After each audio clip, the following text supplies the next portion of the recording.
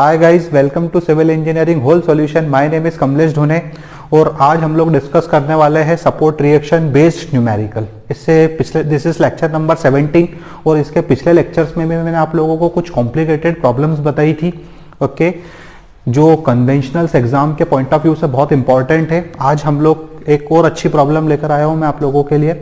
इस प्रॉब्लम के ऊपर डिस्कस करेंगे और इसकी कन्वेंशनल अप्रोच से हम इसके रिएक्शन फाइंड करेंगे, ओके। तो सबसे पहले तो हम इस प्रॉब्लम के बारे में जान लेते हैं। तो देखिए, ये एक सिंपली सपोर्टेड बीम है। आप लोगों को बताया था कि सिंपली सपोर्टेड बीम क्या होता है। जब भी किसी बीम को दो कॉलम कॉर्नर पे सपोर्ट करते हैं तो that is called simply supported beam. ये आपका सिंपली सपोर्टेड बीम है। ये आपका स्पान है 8 मीटर। दो कॉलम के बीच की लेंथ को हम लोग स्पान कहते हैं, ओके। अच्छा, अब आपको थोड़ा सा इस पे कुछ अजीब टाइप का लोड दिख रहा है। ये कौन सा लोड है? मैंने आपको पिछले अपने वीडियोस में बताया था कि कुछ टाइप के लोड बताए थे, पॉइंट लोड, यूडीएल, यूवीएल। अब आपको थोड़ा सा ये लग रहा होगा कि ये किस टाइप का लोड है, ओके। तो आपको बिल्कुल भी घबराने की जरूरत नहीं है।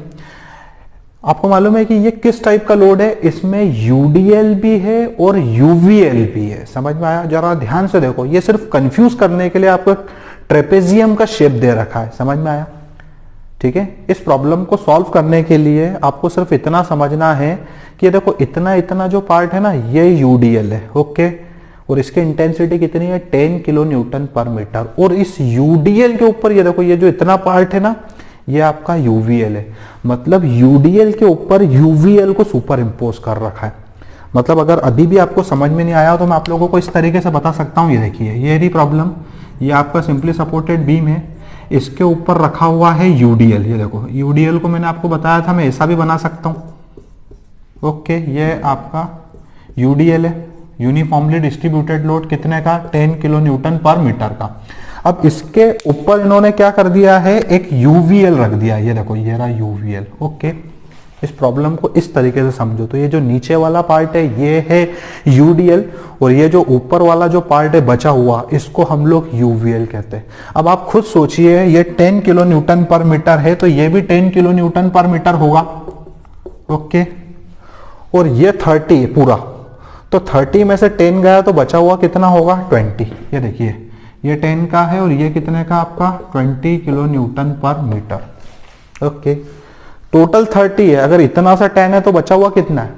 बचा हुआ 20 होगा, 20 किलो न्यूटन पर मीटर, ओके। तो इस प्रॉब्लम को मैंने सिंप्लीफाइड करके बता दिया है कि इस प्रॉब्लम के अंदर यूडीएल भी है और यूवीएल भी है, ओके। बाकी इस प्रॉब्लम में ऐसा कुछ भी नहीं है, सिर्फ आपको ये कॉन्सेप्ट पता होना चाहिए, ठीक है। और ये 10 है तो ये देखो, ये पूरा 10 होगा यहां से यहां तक। और टोटल 30 है तो 30 में से 10 गया तो बचा हुआ कितना आपका? 20, ओके। चलिए, अब इस प्रॉब्लम को आप बहुत इजीली सॉल्व कर सकते हैं। आपको आर ए और आर बी फाइंड करना है। आप सबसे पहले अपनी इक्विलिब्रियम कंडीशन का यूज करिए, summation of m is equal to 0। इसका मतलब ये होता है कि क्लॉकवाइज मोमेंट को एक तरफ करना है और एंटी क्लॉकवाइज मोमेंट को एक तरफ करना है, ओके। हमें रिएक्शन फाइंड करना है। कौन सी रिएक्शन फाइंड करना है मैं आपको बता देता हूं। हमें फाइंड करना है आर ए और आर बी। ये एग्जाम एसएससी जूनियर इंजीनियर के मेंस में पूछी गई है, ओके। और कॉम्पिटिटिव एग्जाम्स में, गेट वगैरह में, बहुत सारी एग्जाम्स में ये प्रॉब्लम्स पूछी गई है, ठीक है। तो मैं आपको बिल्कुल इसकी टेक्निक बताता हूं। आपने सबसे पहले अप्लाई करा summation of m is equal to 0। Then फिर इसके बाद आप क्या लिखोगे? Now taking moment about A. आपको किसी एक पॉइंट के अबाउट, ए के अबाउट या बी के अबाउट मोमेंट लेना पड़ेगा। तो मैंने ए के अबाउट मोमेंट ले लिया, ओके। चलिए, अब मैं इसको सॉल्व करता हूं। बहुत इजी है। ये फोर्स और ये परपेंडिकुलर डिस्टेंस, और ये कैसा मोमेंट क्रिएट कर रहा है? Anti clockwise moment. तो मैं लिखता हूं आर बी इंटू 8, ओके। चलिए, ये एंटी क्लॉकवाइज मोमेंट क्रिएट कर रहा है, ओके। चलिए, अब इसके बाद इज इक्वल टू, अब आपको मालूम है ना, इसके ऊपर दो चीजें हैं, एक तो यूडीएल भी है और एक यूवीएल भी है। ये कैसा मोमेंट क्रिएट कर रहे हैं? ये क्लॉकवाइज मोमेंट क्रिएट कर रहे हैं। ये दोनों इस बीम को घड़ी की सुई की डायरेक्शन में घुमाना चाहते हैं और ये एंटी क्लॉकवाइज था, ये घड़ी की सुई की अपोजिट डायरेक्शन में घुमाना चाहते थे, ठीक है। तो ये जो दोनों लोड है, एक तो यूडीएल और एक यूवीएल, ये इस बीम को घड़ी की सुई की डायरेक्शन में घुमाना चाहते हैं। तो हम इसकी वैल्यू फाइंड करेंगे। चलिए, निकालते हैं हम लोग। सबसे पहले यूडीएल की बात करो। दिख रहा है यहाँ पे कितने का यूडीएल है? 10 का।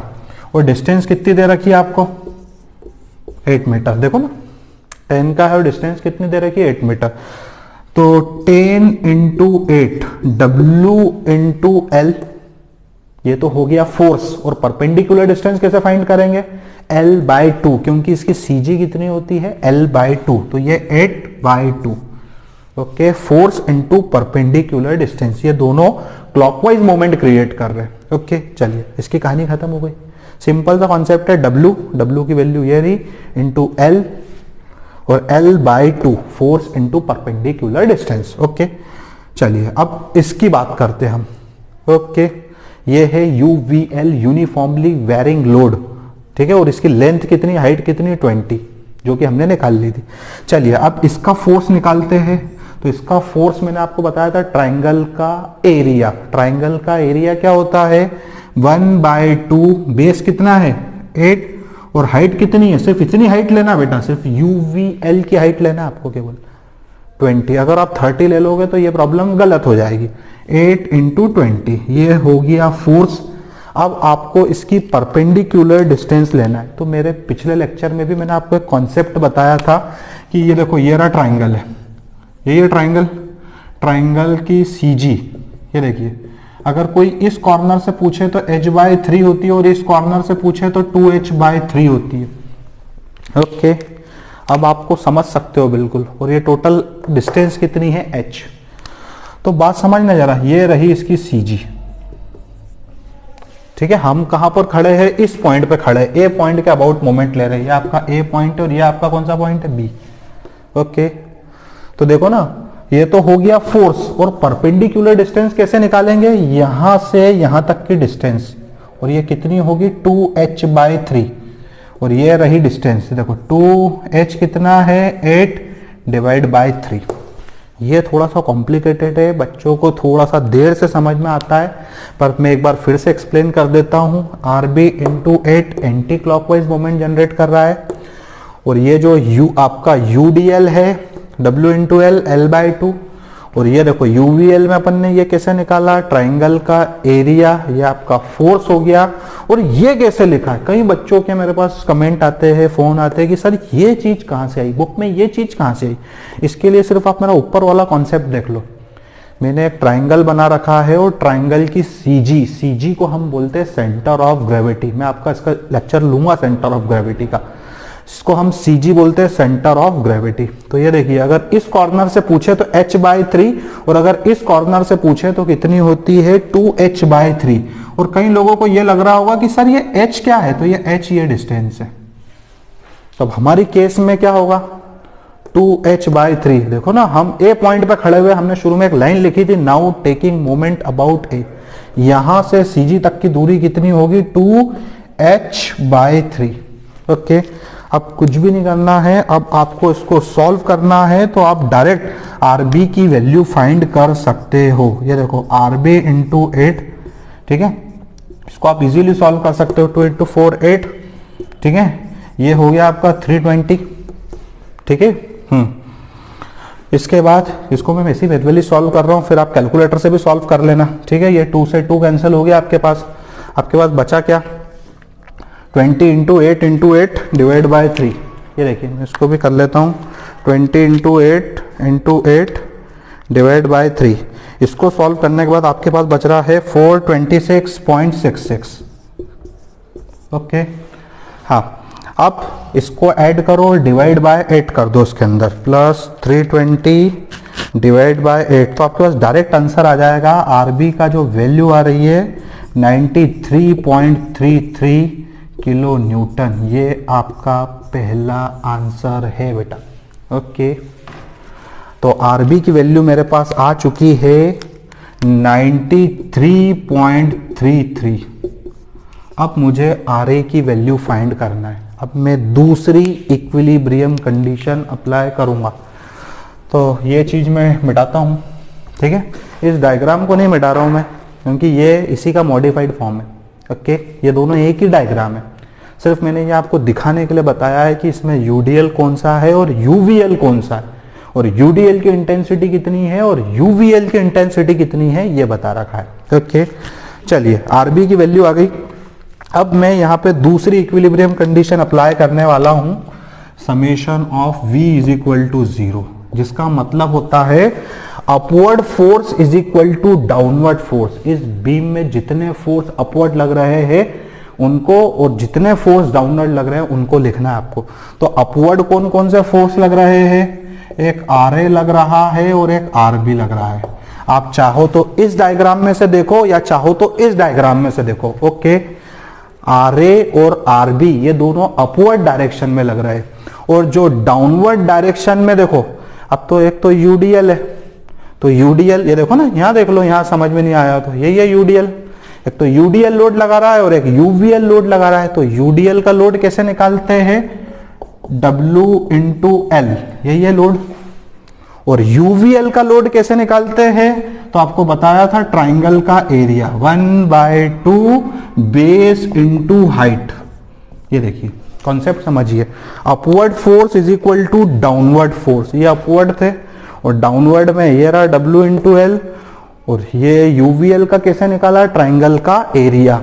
ओके, आप चाहो तो यहां से भी देखो, देखो ना, ये फोर्स और ये डिस्टेंस, तो डिस्टेंस नहीं लेना है, सिर्फ फोर्स लेना है। ये UDL का फोर्स है और ये UVL का फोर्स है। चलिए, RB की वैल्यू कितनी हमने फाइंड कर रखी थी, 93.33। ये वैल्यू यहां पुटअप कर दीजिए आप और इसको सॉल्व कर लीजिए, तो आपके पास RA की वैल्यू निकल कर आ जाएगी। ओके, चलिए मैं आपको ये भी निकाल के बता देता हूं, और RA की वैल्यू हमारी कितनी आ रही है। ये देखिए, इसको और थोड़ा सा इजी कर लेते हैं। ये हो गया आपका 10, ये हो गया 80 प्लस 80, ठीक है, और माइनस 93.33, तो ये आपके पास डायरेक्ट आंसर आ गया 66.67 किलो न्यूटन। तो हमने दोनों रिएक्शनें फाइंड कर दी है, और ये कॉम्प्लिकेटेड प्रॉब्लम है, SSC JEE हो गई और गेट वगैरह कॉम्पिटिटिव एग्जाम्स में ये पूछी जाती है। बस यहाँ पे कंफ्यूजन इतना ही है कि लोगों को UDL और UVL समझ नहीं आता है। तो आप इसके आंसर्स को एक बार और सॉल्व करके देखें, कोशिश करें इसको करने की, और इससे रिलेटेड अगर कोई भी डाउट हो तो आप मुझे कमेंट करके बता सकते हैं। मैं आपके सारे डाउट क्लियर करने की कोशिश करूंगा। Okay, thank you all of you.